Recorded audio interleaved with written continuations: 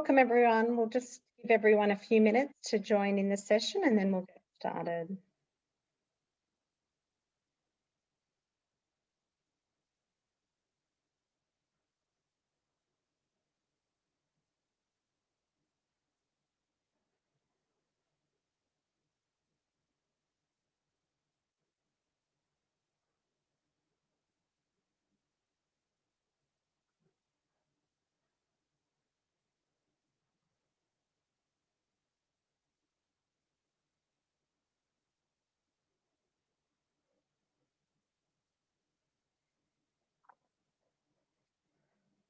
All right. Okay. In the interest of time, we might just begin, and those are people that are joining us. We can start. So hello everyone and welcome back if you're returning. But if this is the first webinar you've joined us, welcome to today's session, What Tensions Arise When Providing Formal Support in Informal Environments. I'm Rhiannon Brodie, Chairman of Foundations Forum. This is the second session of 3 webinars that we are hosting with accredited teacher of SRV John Armstrong. Before we begin, I'd first of all like to acknowledge and pay respect to the traditional owners of the land on which we meet, wherever that may be for you. For me here in Sydney, it is the Gadigal people of the Eora Nation. It is upon their ancestral lands that we are all present as we share our own knowledge, teaching, learning and experiences. May we also pay respect to the knowledge embedded forever within the Aboriginal custodianship of country. So welcome wherever you may have joined us today. Whether this is the first time to a Foundations Forum event or you're a regular attendee and or member. I'm also joined today by our new project coordinator, Rosita Suna, who has been the key driver of organising and planning for these webinars. Hi and welcome everyone. I trust you will enjoy the second webinar today with John, and I'm excited that you are part of it. Please share Foundations Forum events via your social channels and your networks. And it would be great also to have more surveys at the end of our presentation today. Enjoy and see you soon. Bye. Thanks, Rosita. Before we start the session, just a little bit more information about who we are. Foundations Forum is a New South Wales non-profit volunteer organisation formed in 1985 by a group of individuals committed to improving the lives of people who are marginalised in society. Our aim is to challenge, inspire and encourage individuals and organisations to pursue better lives for people who are at risk of being devalued by promoting the principles and practices of social role valorisation. We aim to assist people to understand social devaluation and disadvantage in our community, especially as it affects the lives of people who are marginalised. Our emphasis is on organising and conducting workshops and training events designed to create a deeper awareness of the circumstances of people who are devalued by society, as well as offering positive strategies for creating the conditions which are more likely to lead to a better life for those people. Due to COVID-19 this year, we've not been able to host any face-to-face workshops. And we know that for a lot of people, that's been a real challenge to be able to access the information that we provide in the workshops. But inspired by people's interest in wanting to learn more, we've worked really hard to be able to put these webinars on with John Armstrong. And we're very pleased that John will present next week as well. And if you missed out on the first one, please let us know because the recording is still available if you didn't register for that. You can email us. But also we're hoping to make these into a resource that can be accessed by everyone in the near future. But John will also be conducting some face-to-face workshops next year in February, and we'll be talking more about them towards the end of today's session. We are keen to continue to connect with you and look forward to keeping in touch with you via regular updates and upcoming workshops and events. This webinar will also be recorded and will be available, and we'll be emailing you the link along with the additional resources and the slides that John uses today. We have 2 polls at the beginning and end of the webinar and a short survey will be available at the end to complete. We really appreciate your input and your feedback, as this is really important. Our survey is anonymous and your answers will help us in many ways, including improving how we deliver these in the future. Just a few housekeeping. You are able to unmute and mute, but we encourage you to keep yourself muted as John delivers. We encourage you to write your questions in the chat feature as while John is speaking today, particularly if something comes up or you're really passionate to be able to ask that, and we'll have opportunity at the end to go through these. So I'd now like to introduce John Armstrong, a long-time friend and supporter of Foundations Forum for many years. John has had a long career in many human service roles, the last 30 as a human service consultant, evaluator and trainer to people, families and organisations across New Zealand and other parts of the world. His work is underpinned by the knowledge and application of social role valorisation, which provides a practice framework for successfully transforming the lives of people who are at risk of being devalued by their communities. So over to you, John. Also, just in case you're having any issues seeing today, I think you just need to adjust your settings to be able to be in speaker view. Over to you, John. That's great, Rhiannon. Thank you very much. Hi, everyone. Great to see you here. Fancy Foundations Forum starting back in 1985. Like, that's longer than some of us have been alive. And so they've been doing a great job over all that time. So thank you for hosting us and bringing us together, Rhiannon and Rosita today. Today, we're going to have a look at this intersection of the formal service system, of course, with informal environments, and the key aspect of that informal environments is where people live, whether within a human service context, such as a group home, for example, or in a person's own home or with their family. So these are very important to us. They're central to our life. They're like a place where our primary roles exist, and it's where we move into the wider world, and yet we may have people assisting us within that home setting. And of course, this is occurring more these days, the idea that home becomes a location for service support. We're also seeing many workers working one-on-one and working alone with people much more as well. And that's an increasing aspect, and quite often behind them, of course, will sit an organization that to some extent will want to dictate the actions of the worker, but do so in the environment of people's homes. And so naturally, there's going to be some degree of tension between the formality of the human service and the informality of home that is being attempted here to be preserved, you would think, in some way. Of course, we know that it's in direct service that the real quality of a service and of an agency gets demonstrated. It's in the actions of that support worker. So what might support the good actions of a support worker when they're working on a formal basis within an informal context? So that's our topic today. And John, before we get started, we just might take a poll if that's okay. Oh, yes, we've got the poll to come. Thanks, Rhiannon. So the first poll is, have you ever been concerned about how formal services can affect the informal nature of people's lives? And it's just a simple yes or no. You've just got to click on the your answer. And give people a few minutes to do a couple of more.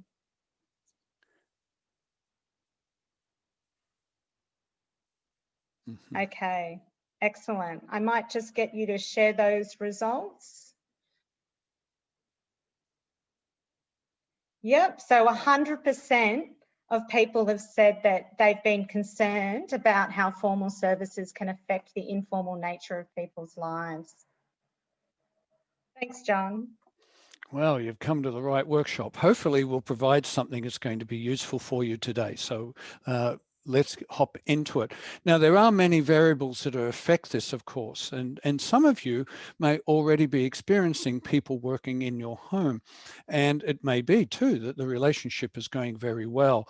Perhaps it's because of the qualities of the manager and the way they communicate and the way they support and mentor their staff, and the things that they give and provide to staff members that make them sensitive that they're working in someone's home and how to take care of that kind of thing. working.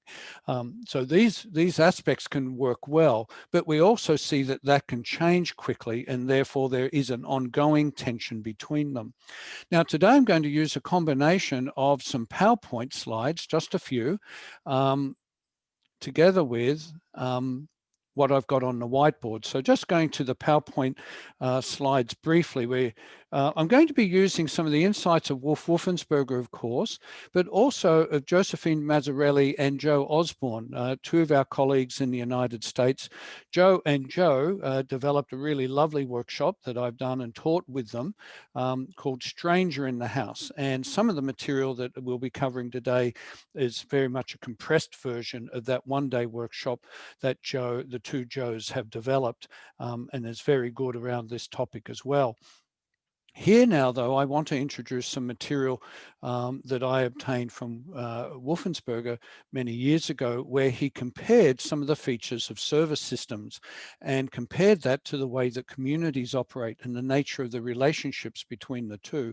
We're going to make this available to you with an email, and we'll provide you this PDF file so you don't have to madly take notes. And I'm going to skip through some of it because you'll be able to reference this later yourself. So within systems, what individual members pursue is advancement, power, status, and prestige. Imagine that we've seen a little bit of that. And therefore, their stance towards other members, and especially people who are seen at the bottom of these hierarchies, is that they're replaceable. And therefore they lose their individuality. They're treated almost as cogs in a wheel, and you want the cogs to be replaceable and therefore interchangeable. And therefore there's minimal accommodation to individual differences. And therefore they're after conformity. It's a way of maintaining high levels of control and what is thought to be consistency. But of course, when working in a place like a person's home, you might find that there are going to be differences and variations. But of course, systems don't accommodate that very well. And therefore, the language of interaction is leaden and stiff and humorless and formal, prosaic. And what they pursue, of course, is power and to be around for a long time, that eternality and wealth. And the nature of membership is tending towards involuntary, sometimes we get into these jobs, and if you work in industry and you've got to take that job, so it's verging on involuntary. And the means of influence, of course, is through hierarchy, control, surveillance, and force and fear. And there's a fellow named Frederick Taylor back in 1911 was the first writer about how to create efficiencies in the workforce. And it was the whole idea that if you can step out precise details for workers and then make those workers do it, then you'll have efficiency. And of course, we've really embraced those ideas within a workforce, but it creates incredible problems for the people who are on the receiving end. It's though the people at the top are the thinkers and the people at the bottom, well, they're the doers. And we want to strip them of every capacity to make judgments of their own. And so already you can say, wow, what sort of worker will I have? They're just following orders. But how can they make orders about all the things that we might have to decide within the context of home and this community? Notice too, in this last one, this control of the world view is otherwise called the epistemology, and therefore the control of people's epistemology, that is what they believe to be true. And of course, we see a lot of this in the media at the moment, presenting to us facts in a certain way, you're meant to believe it. And that's that imposition of an epistemology. Then how things get done? Well, formalization, objectification, bureaucratization, commands down, and reporting up. And therefore the highest authority are the officers and the rulers, and of course the laws that they use. It's the embodiment. It's like being able to control people from afar through these laws. And of course policies and procedures work exactly the same way. And so what that tends to do to a workforce is crush them essentially, but also remove all innovation and creativity from their capacity to think on the job and consider what what I should be doing here. This is particularly important where workers are in situations where ambiguity exists. That is, there's variations to the situation that may need to be thought through and decided upon. And of course, the systemic arrangements don't provide that. Now, by way of contrast, this is, I think you'll find this quite interesting, is to compare this then to the way that communities operate, or communalities, so that when we come together with other people in freely given relationships, then what does that look like in contrast to the way these systems operate? And the first is that what members are pursuing is the good things of life and friendship and actualization, that is to grow and become the best they can be, and to involve everyone in all of that. And therefore their support for individual talents and idiosyncrasies and even shortcomings and roles that get adjusted and creativity. And then what the members seek for each other is growth in ideals and personal growth and civility and harmony, and sometimes you even at the cost of being honest and conscious, you know, the fact that, well, we actually want the group to be able to stick together. So I'm actually not going to tell her off right now because peace is more important than the truth, perhaps to tell her that she should pull her head in, or he, and those kind of ideas. It's a loose style, it's relational. Sometimes there's song and stories and drama and poetry and art and things like this that we convey meanings and importance.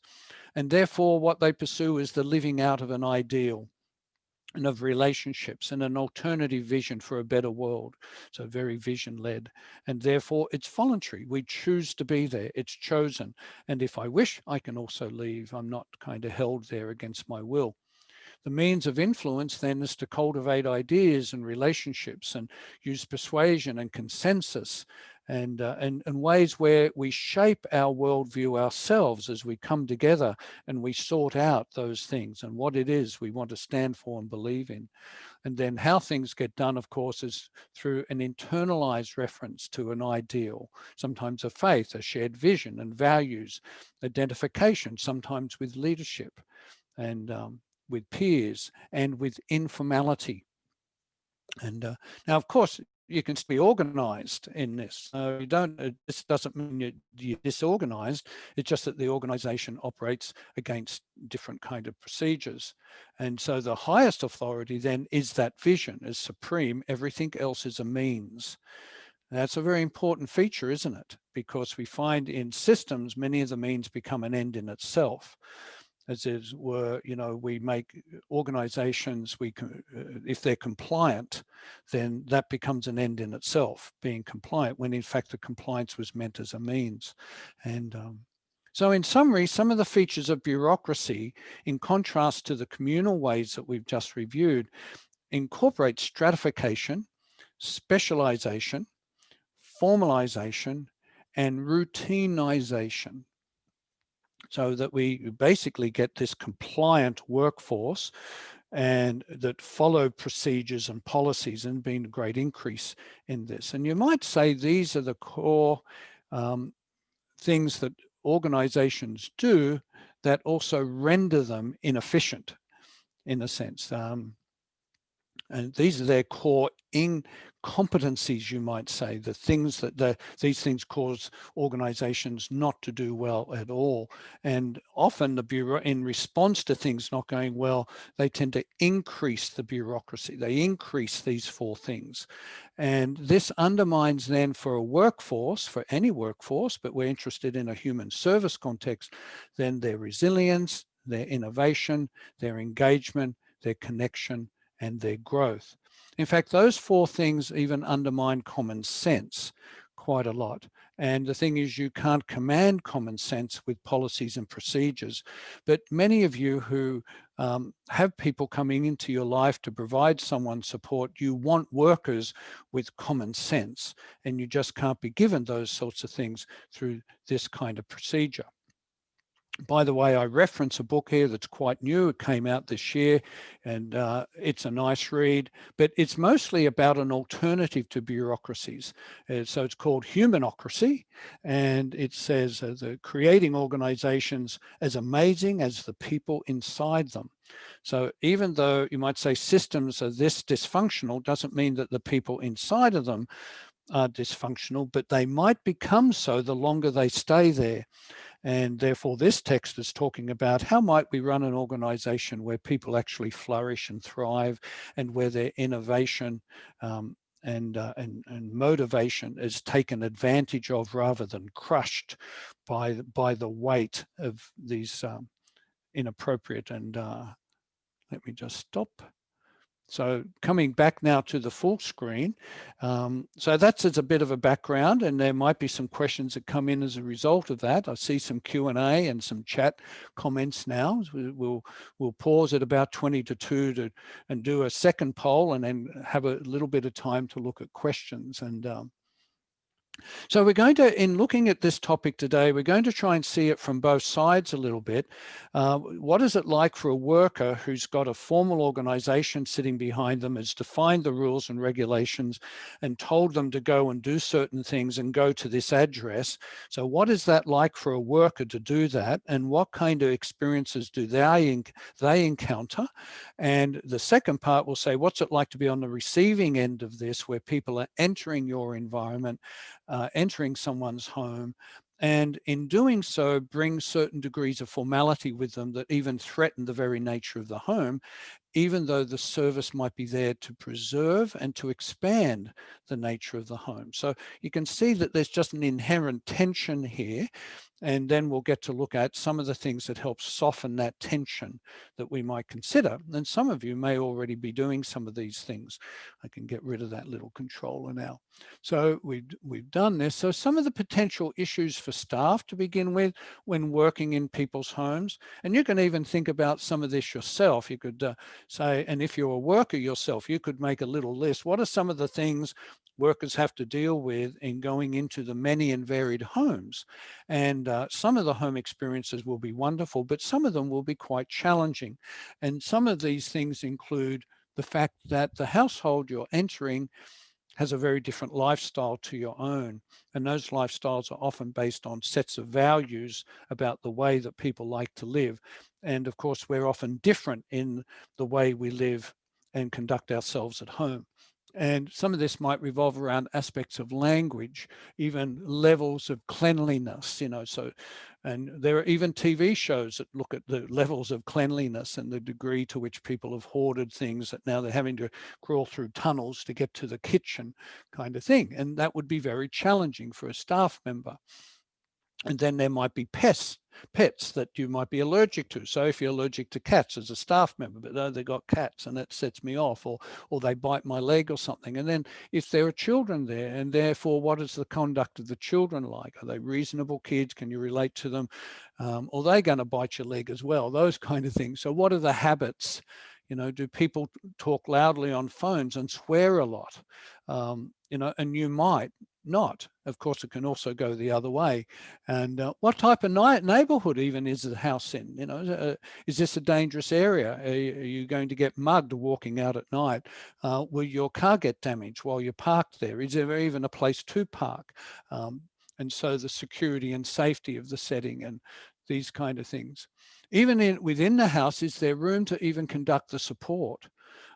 So this might be tricky. And you notice we're not just going in and doing an audit of the occupational health and safety issues because there are knives in the kitchen and detergent in the laundry or something like that. But this is your ability if you're having to lift someone, there's washing to be done, having access to the person and providing the assistance you need to, but what is the room like in order to be able to do that?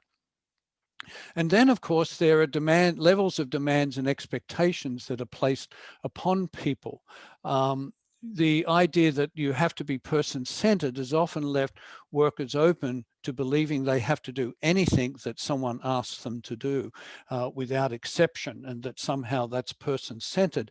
But some of those requests might even be outside the domains of their role. And this is especially true if the person might be employed and funded through the family itself. So the family may come to feel that they essentially own this person and more or less can treat them as a slave, like enslave the worker, and therefore make them do anything that the family might want them to. And we've seen many examples of people sometimes being coerced to do things that are clearly outside the boundaries.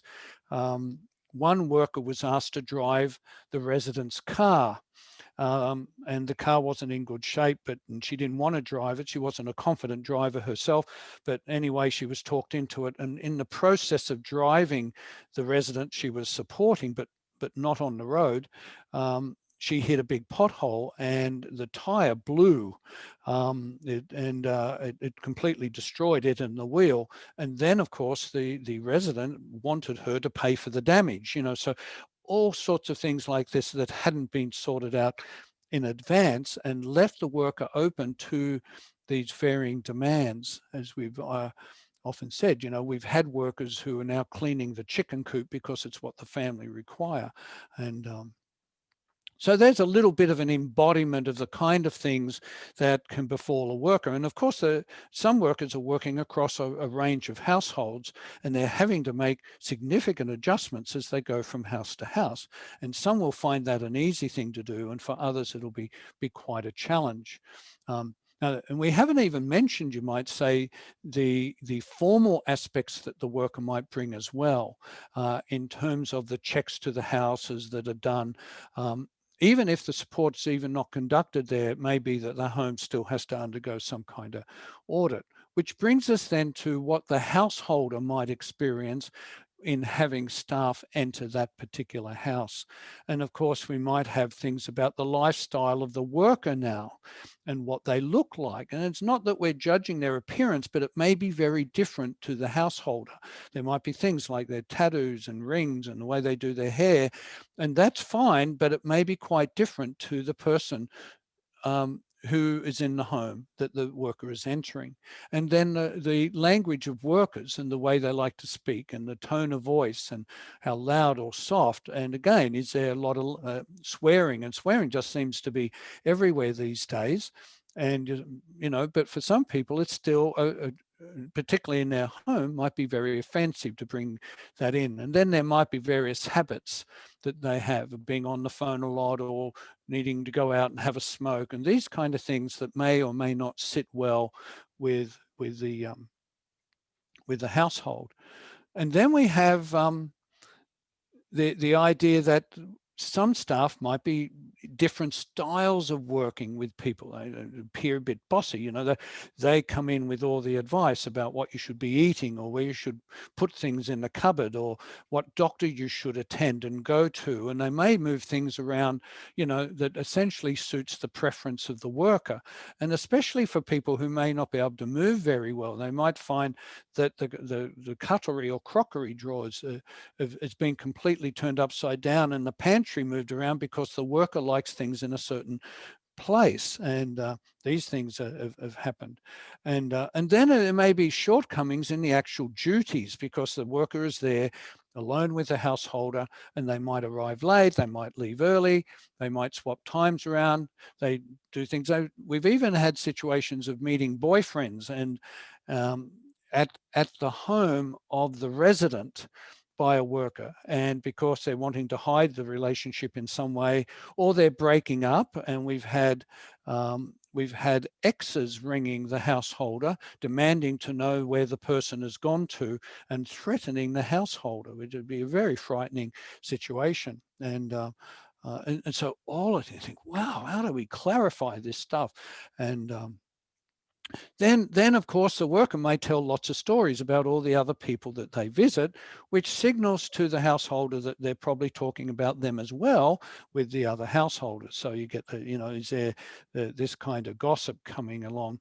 And then there might even be complaints about other people who enter the resident's life. There was a staff member who put in a formal complaint, an official complaint against a friend who then parked in the driveway of the house, which was the position that the worker wanted to park in, and put in a formal complaint that this person's got friends coming and parking in my parking spot. And there was another complaint that was put in that someone's TV had broken down, and so they came across to the resident's house, that the person being supported, and they watched their TV together, and then the staff member put in a complaint about them being there because they were using the residence, so they said.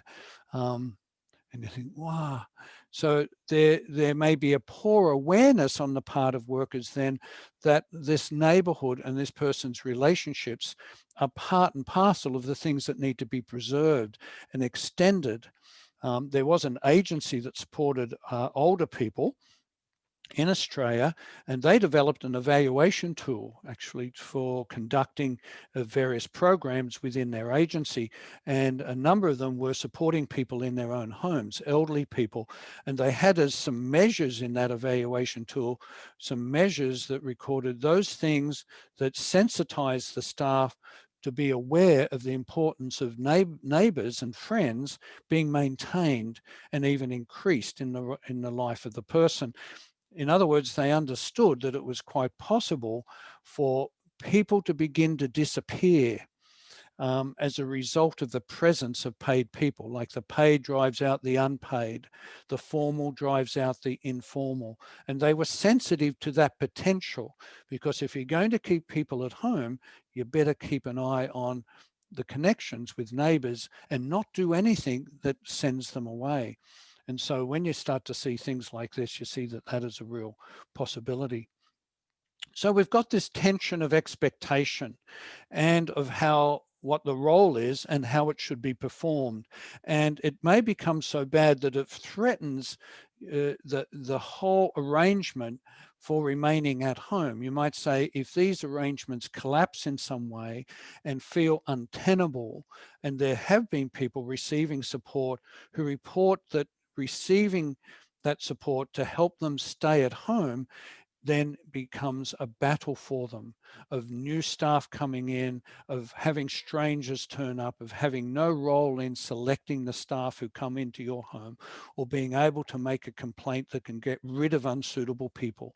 But in fact, to create an arrangement where the right people come in and support you, know what to do, and that there's every chance that that's an ongoing and less disruptive relationship than one where there's a small army of people coming and going rapidly, and therefore threatening the well-being of the person in their own home and the chances of them remaining there.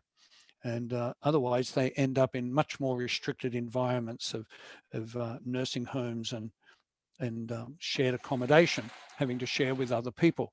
So let's have a look at So two big approaches we're going to have a look at here. The first is in regard to shared accommodation, where people have often without any consultation being brought together to live together. And many times these groupings don't work very well. Sometimes they do, but it seems more as a result of a fluke than of any good and clear decision making. And the capacity of people to even decide who they might live with is often being fully removed. And as we know, and so in shared accommodation, you might say now the person's home is within the confines of a human service model. They live within a human service. And though there might be language about, it's their home, you see that many of the practices and the whole arrangement is human service controlled to a very high degree. And therefore, many of the features of home are missing. And we might even comment then that that many people living in group home contexts are still homeless. They're not houseless, but they may be lacking the essential ingredients of home, and in that sense, yet to find them. And therefore, the issue of how do you sensitize the agency and the staff who work there in creating a true home environment for people and reducing then the formalization of the agency that comes with them. And that's a very tricky thing, because you might say the service footprint in many group homes is very large. And you realize you're dealing here with a facility. It's got a long way to go before this even smells like a home. And so there's many things to work on. What can occur, of course, is that staff become desensitized to what a home is in this context, and they forget that that was the key purpose, was to create a true home for people. So one of the exercises quite valuable is to have a discussion then about the culturally valued analog for home. A culturally valued analog is simply that thing within society that acts as a comparison.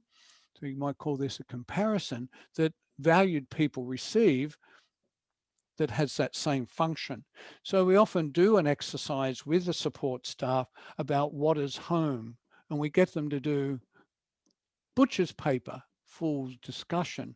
So describe home, it's like having a letterbox and a key to the front door and a telephone and privacy when I shut the door, and ability to have possessions and have a pet and grow vegetables and move through the neighborhood and talk to the neighbors, and it's just a myriad of things that make up the richness and variation. And some of that, of course, are preferences that we build in too, to the way we like to do things, the things we put on our walls, the kind of bedspread we have, the kind of bed that we have, and the pillow that we want, and things like that. And it sensitizes staff to what it is that they're supposed to produce. It increases their consciousness and awareness, and they start to get a sense too of how far they've got yet to go, and the differences between the way the agency wants to run things, the various rooms that the residents are not allowed in, where staff meetings are held, or there's a staff office that belongs to staff and only staff can enter.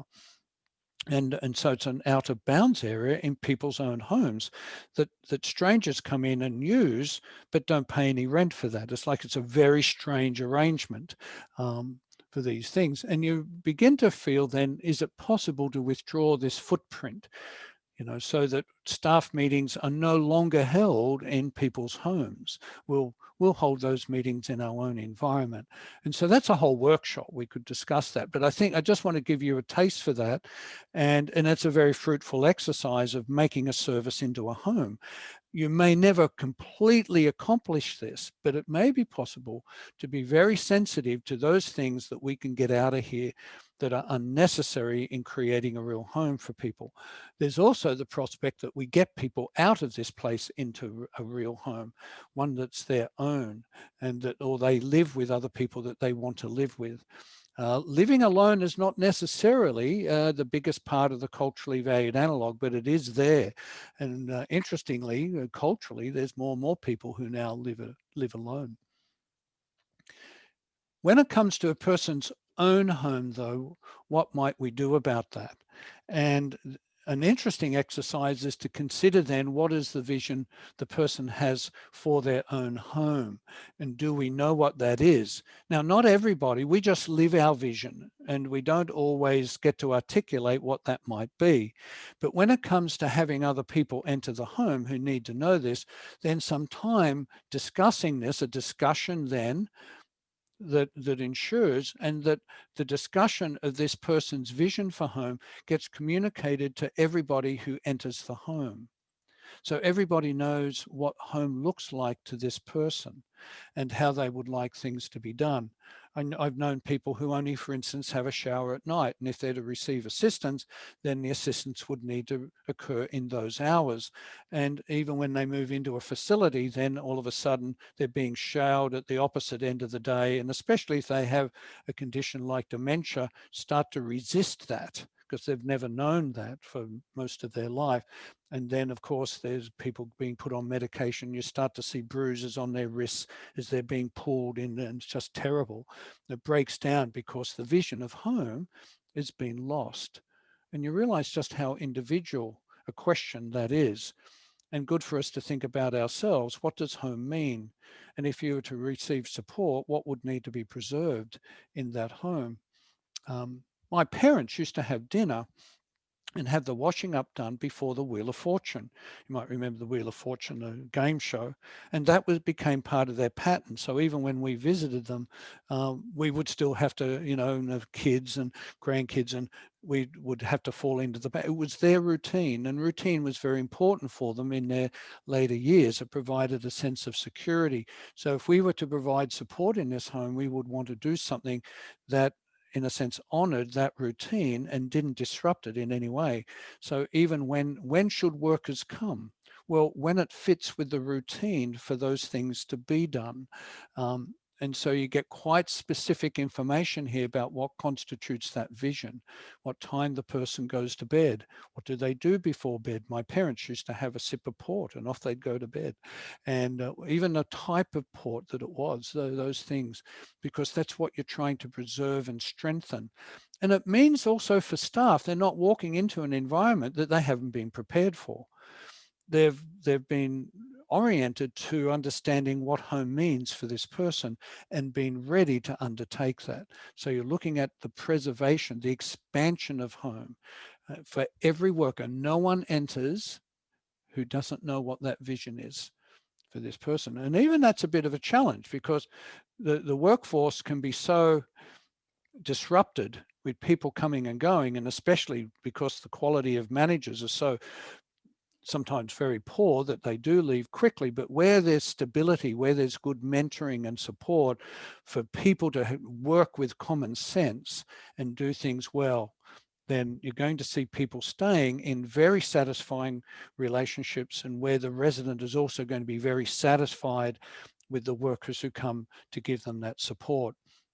And so we're after what we might call a staff-client match here that matches. It might be around their age, their ethnic background and language, and their lifestyle. And so there's also some selection aspects that we could think through.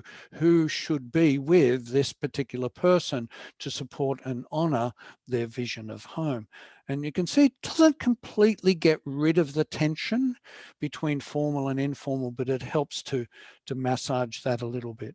What we do know, though, is that workers also thrive when there's three things available. One is that the work they do is purposeful, and that purpose is good.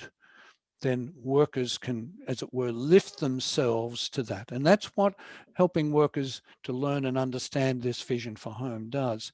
There's also when there's growth and advancement available, not just advancement in hierarchical sense, because why give good workers just become a manager? You know, sometimes staying a good worker, but there's progress. You get to progress. You get to grow and learn. You don't stay stagnant.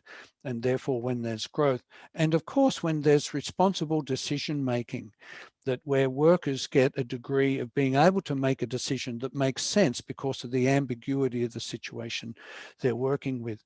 So we want to give some time for questions, but let's go to our final poll, perhaps here, Rhiannon, and then we'll come back for some questions and discussion before we close the session for today. Back to you.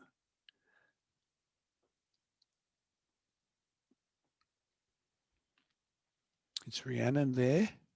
There she is. There's the poll. Sorry, I'm just going to unmute myself. So the second poll is, are you satisfied with the approaches outlined in this session for softening the impacts of formal services? And that's just a yes or no answer.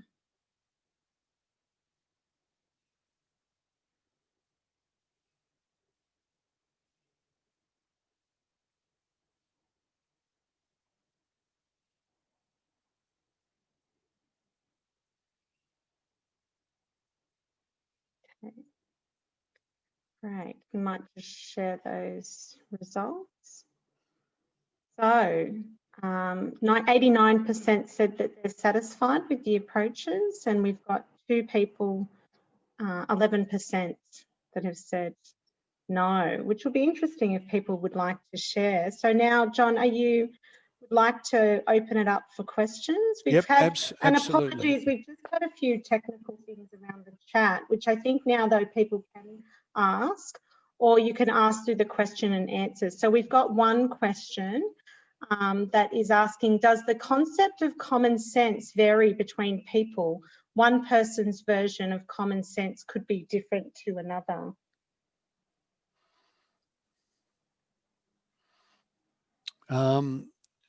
Well, that's true. I guess everything's been thrown in the air. We used to know what common sense was. And in this context, common sense are those things that make sense in the situation that they're in.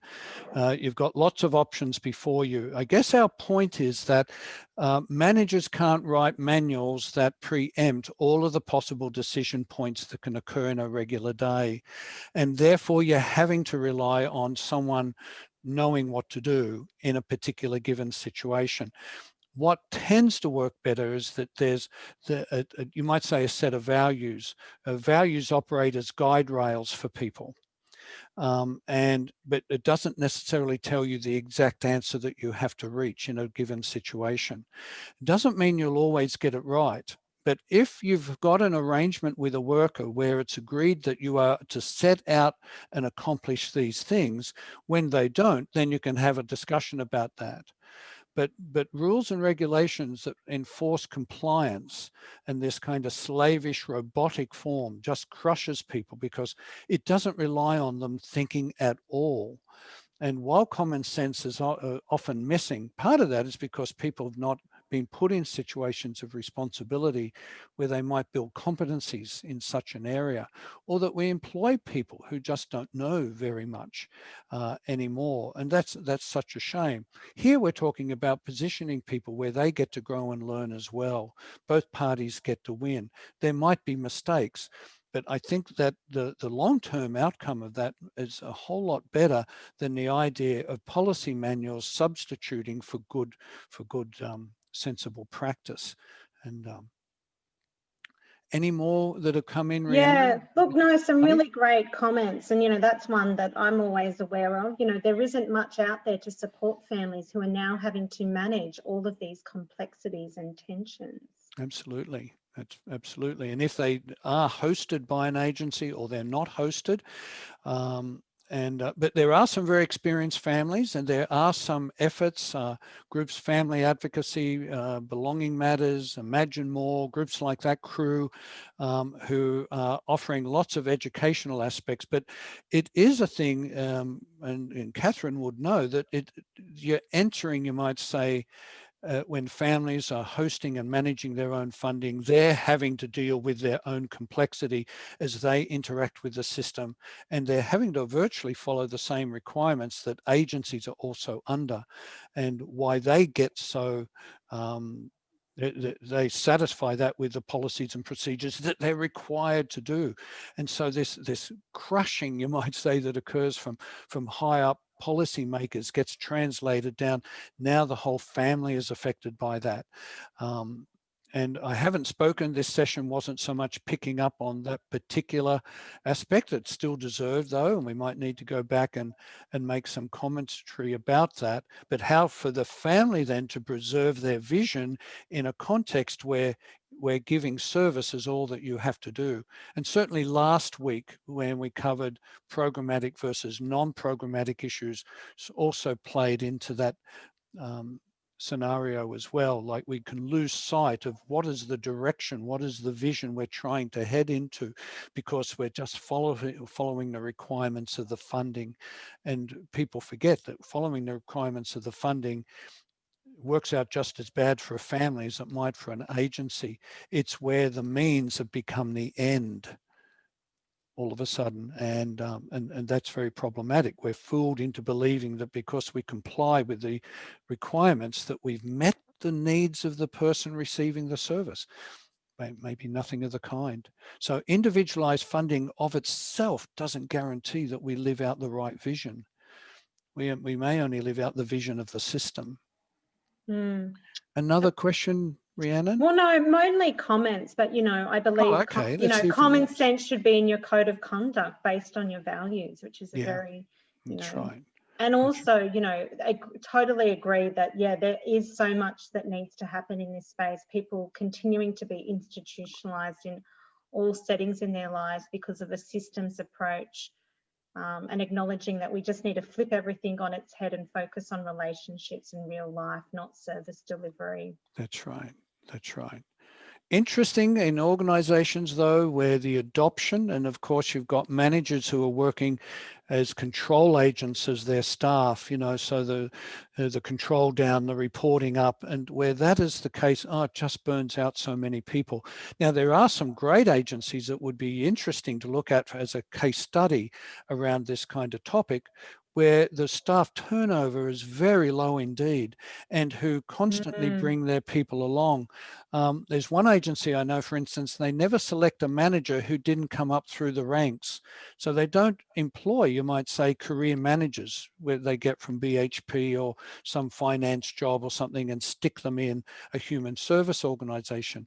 The only managers within this particular agency have come up and been coached through the ranks in their values, in SRV, what good support looks like, and now they're a manager mentoring those same things in the people that they support.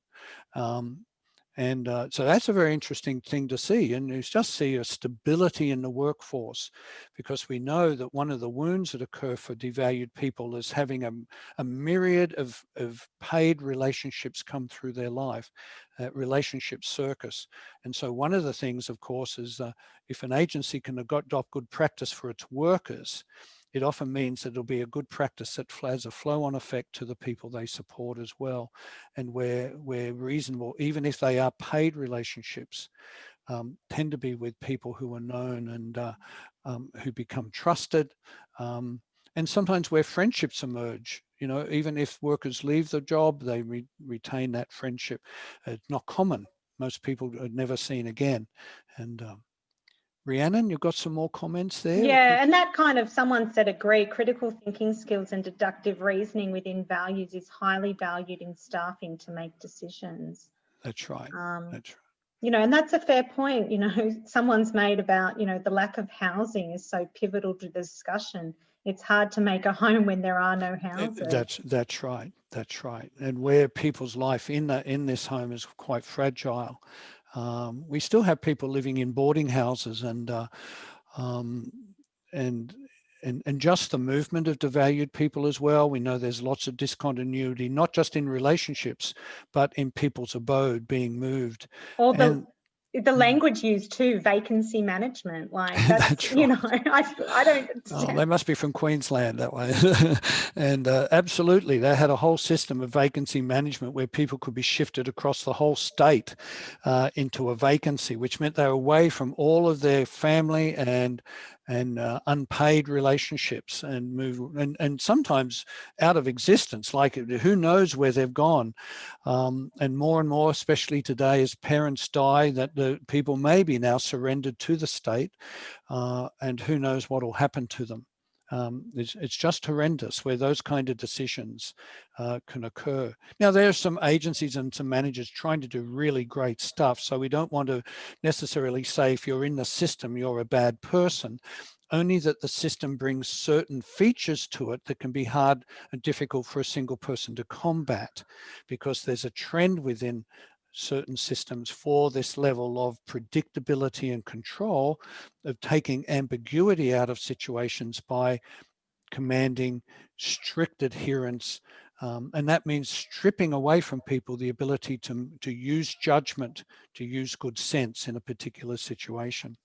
And that's another comment, you know, following that too, is that, you know, it's sinful for people to be forced to consider options like housing that are so far removed from their communities and informal networks. And, you know, from a personal insight and reflection, I see that happening even when, you know, public and social housing is offered. There's no consideration of where their belonging is or where their community is. And That's to right. think that, you know, just to make it an option for them, it's way far away from those natural supports. Yes. And we want staff to be sensitive to the whole issue then of how might relationships be facilitated by staff, by paid arrangements, rather than sending signals for the community to stay away and back off and we've got it here.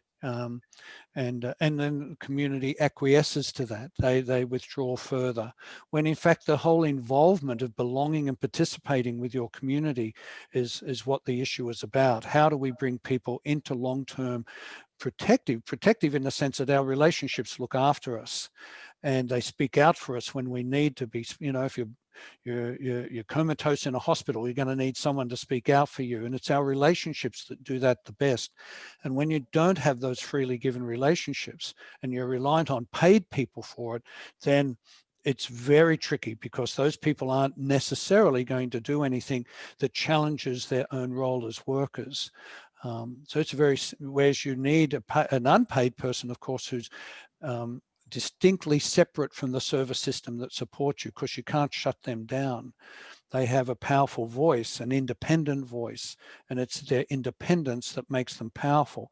So staff may be caring and concerned, but their ability to speak on your behalf is very much restricted, because they speak out against what's happening to someone, they likely lose their job. And then where there's the voice, well, it's gone, you know. So their advocacy is always going to be very restricted and contained, and without the potency that an independent advocate brings.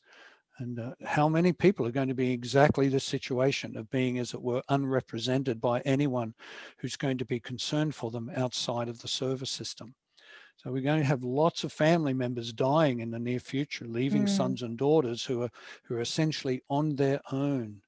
And I think too, John, you know, on reflection of these times too, that, you know, the community that may not have ever had an interaction with someone who has a disability, or the assumption there too is, oh no, they're fine now, they've got their paid supports, you know, I'm contributing to that, and, you know, not realizing the complications that brings, or that, you know, the importance of freely given relationships. Absolutely. Yeah. Well, a lot think, and they told me, he said, but they've got the NDIS to meet their needs. And you think, well, good luck with that. And there are things that the NDIS can do and is doing. They're doing some nice stuff around employment, but it's not the same as having a sense of home and a sense of community and the valued roles that go with that.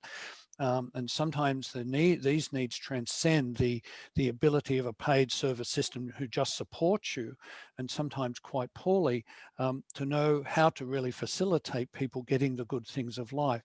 Now, I should say we've got the 2-day SRV coming up on the 16th and 17th of February. We've got what does it mean to have an intellectual impairment on the 18th of February in Sydney through Foundations Forum. We've got an SRV event in Canberra with Imagine More on the 22nd and 23rd of February. That's a week after the Sydney event. And the 9th and 10th of March in Melbourne, that's being run by Belonging Matters. I also have course material very much used by families who are employing their own staff, and sometimes untrained staff, which is just fine, but they still want to orient them to good support. They've got 22 hours here in 10 programs, and you can find these on my website called johnarmstrong.media. Go there and you can download the brochure. Get hold of me if you have any questions, and you can get a license for them there, and you can give those passwords that you create, give them to your staff, and off they go. And then you get to talk about what these things mean as you support your son and daughter. There's also a book out now, we're all getting older, called Aging and the Good Things of Life. This is the application of SRV to elderly people. It's just out. It's pretty thick. It's a book of reading, so individual chapters on all sorts of topics, including 3 chapters from Wolfensberger that have never been published. You can get these from the Community Resource Unit and from Belonging Matters in Melbourne. They're the 2 major locations in the Southern Hemisphere. So get your book, some good reading there. Any final comments before we begin to close, Rhiannon? Yeah, someone just made a final comment that, you know, there are many people that live in a so-called independent, well-funded world. Sorry, I'm not hearing you well. Oh, sorry, that's better. There's one final comment saying, you know, there are many people that live in a so-called independent, well-funded world that live on their own, who are completely isolated from their communities. Yeah. I don't even know. Yeah, we can't quite hear you, Rhiannon. Are you jumping in and out a little bit? Might be your link there. Yeah, okay. Sorry about that. Well, There we was can just, hear you now if you want to repeat. yeah, What you said. there are many people that live in a so-called independent, well-funded world that live on their own, who are completely isolated from their communities and don't even know their neighbours next door. And that's not quality of life. No, Yeah, it's not. can't It's agree not. It's more. not. You'd be interested to know, I'm involved in citizen advocacy for the person who made that comment. If you go to Facebook and go to the Friends of Citizen Advocacy Trusts of Australia, there's a whole discussion on bringing freely given relationships into the lives of very isolated people. So if you go there and request membership, I'll bring you in, and there's a nice discussion, because there's some of the things that citizen advocacy try to pick up on as well. Who are the isolated people? Who are the people in the back wards and the nursing homes, boarding houses that no one knows about? They go out and find those people and match them to suitable citizens for long-term freely given relationships. And pretty amazing scheme. And we raise money to help that. And thank you. Excellent. That's Thanks so wonderful. much for joining us, everyone, and appreciate you filling out the survey as soon as the Fantastic. webinar Great to finishes. see you. See you all Thanks, next John. Thursday. It's next Yes. Thursday of next week. Hope to see you then. Thanks. Good on you. Bye now.